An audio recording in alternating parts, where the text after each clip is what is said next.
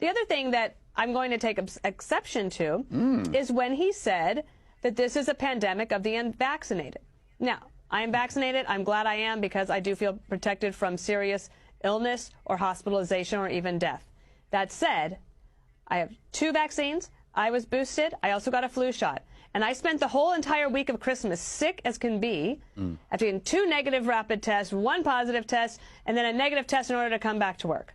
This is no longer just about the unvaccinated. We're all suffering from it. People in this building across the country have skeletal staffs because people have to isolate for 10 days. Then the CDC says, well, actually, we'll make it 5. Oh, but wait, you might have to have a negative test. Great. Where are we going to get the test?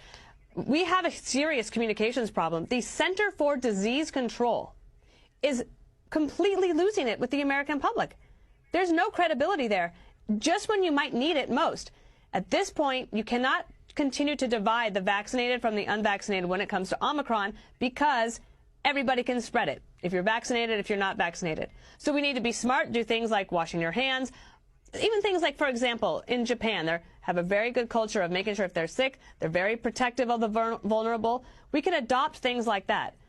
But you cannot say that this is just a pandemic of the unvaccinated anymore. It is affecting all of us. No, it's true. Dana, I think you just spoke for the soul of America, that everybody is so fed up that we've realized our leaders aren't leading. It's time for America to say this is officially going to be over.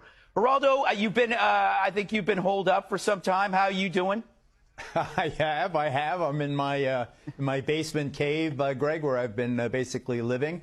I am vaccinated to Moderna shots, then boosted with the Pfizer booster.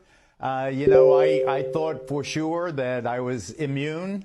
I've been very hard on the unvaccinated. As Dana suggests, I eat some humble pie in that regard because I went to Key West, Florida with my family on vacation, and guess what? I came back with a scratchy throat.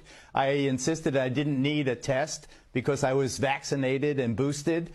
Then Erica, my wife, insisted, so a couple of days, by the time we finally got the appointment, I take the test. Erica's negative, and I am positive. It was shocking to me. It was in some ways embarrassing. I didn't quite know how to respond to it. So I did what I usually do. I went on Twitter